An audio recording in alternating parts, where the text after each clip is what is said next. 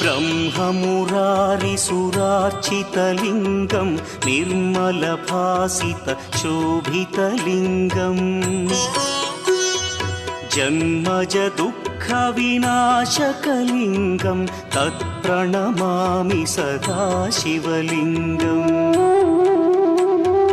देवमुनिप्रवरार्चितलिङ्गं कामदहन करुणाकरलिङ्गम् रावणदर्पविनाशकलिङ्गं तत्प्रणमामि सदा शिवलिङ्गम्